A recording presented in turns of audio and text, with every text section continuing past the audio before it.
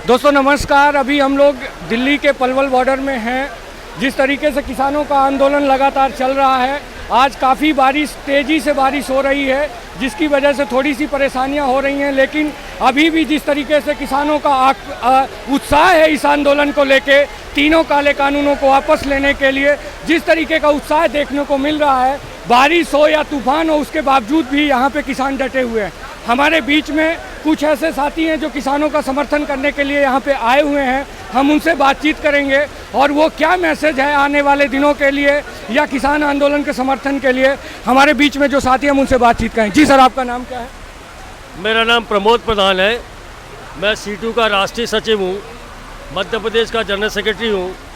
और कल से किसान आंदोलन के इस पलवल के बॉर्डर पर जो धरना चल रहा है उसमें शामिल हूँ। और हमारे कई साथी क्रमशः यहाँ बार बार जत्थों में आ रहे। और हमारा ये संदेश ये है कि ये लड़ाई किसानों की अकेली लड़ाई नहीं है। मोदी सरकार जिस तरीके से हमला बोल रही है, वो ये जो हमारा आजीविका के साधन है उनको छीन रही है।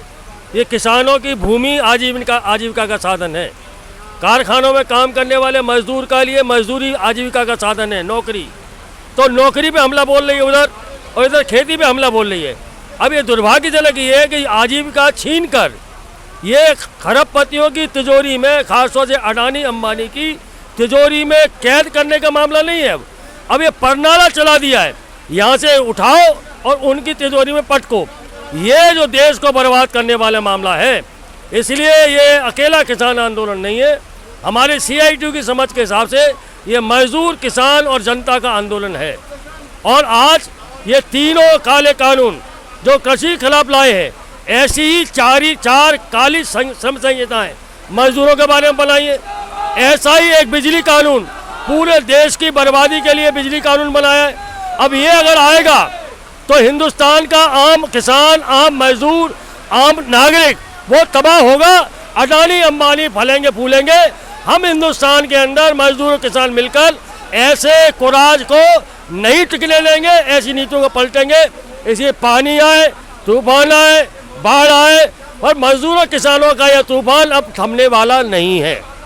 तो जिस तरीके से अभी कल 4 तारीख को वार्ता है, परसों 5 तारीख को सुप्रीम कोर्ट के कुछ जवाब आने बाकी हैं, उसमें अगर किसानों के हित में फैसला होता है या सरकार अपने इस तीनों काले कानून पे कुछ चीज़ लेके आती है, तो किसानों का जो ये नारा है कि हम डटे रहेंगे, इसमें CITU किस तरीके से उनकी मदद करती है और उनका आगे का प्रोग्राम क्या है? देखिए, मैं सैन्य विज्ञान का विद्यार्थी रहा हूँ, युद्ध की कला और युद्ध की रणनीति के बारे में जानता हूँ। ये 1 महीने आंदोलन चल रहा है, 36 दिन हो गए। अभी इस पहले सरकार अपर हैंड पे थी, वो कहती थी हम दाता है, तुम पाता हो, तुम हाथ नीचे करो। अभी ये संघर्ष के बाद अभी सरकार को समझ में आ गया कि वो दाता नहीं है। अगर वो दाता की भूमिका में रहेगी तो किसान उसमें लाता मार देगा। तो अभी वो बातचीत में बराबरी के मामले पर आया है और ये 4 तारीख को वार्ता होगी। अब लोअर हैंड पे सरकार है, अपर हैंड पे मजदूर और किसान है। अगर वो बात मानना चाहेंगे, देश में शांति कायम करना चाहेंगे, अपनी इज्जत बचाना चाहेंगे, अपनी सत्ता बचाना चाहेंगे, उन्हें झक मार के किसानों के आंदोलन के सामने सारी मांगे मंजूर करना पड़ेंगी। अगर सरकार इसके बाद भी अडानी अंबानी की है तो हम ये कहना चाहते हैं कि 4 तारीख को तय हो जाएगा कि अडानी अंबानी के लिए के मुकाबले में हिंदुस्तान का मजदूर किसान इनके लिए कुछ नहीं है। तो फिर हिंदुस्तान का मजदूर किसान मिलकर इनको ऐसी जगह फेंकेगा कि दोबारा उठने वाले नहीं है।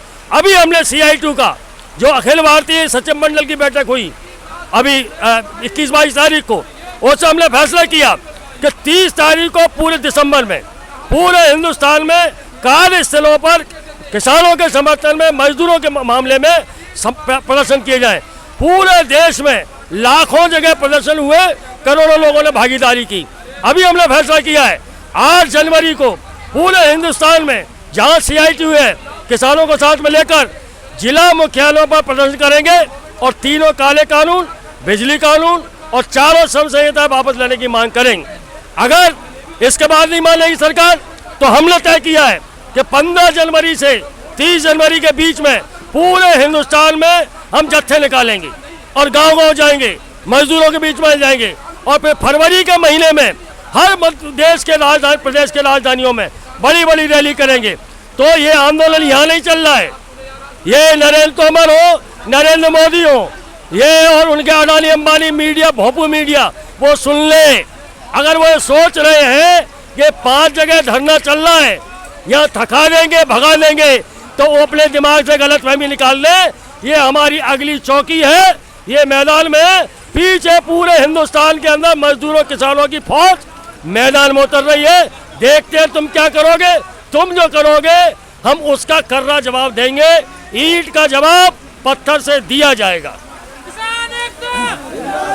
धन्यवाद, धन्यवाद। अभी जिस तरीके से प्रमोद प्रधान साहब ने बड़े विस्तार से बताया कि किसानों के साथ इस देश के अंदर मजदूर भी है, और ये बहुत ही कमर कस के अगर सरकार उनकी बातों को नहीं मानती है, तीनों काले कानूनों को वापस नहीं लेती है, तो मजदूर संगठन के साथी CI2 के प्रमोद प्रधान साहब ने विस्तार से बताया कि उनकी लड़ाई में वो भी शामिल होंगे। धन्यवाद।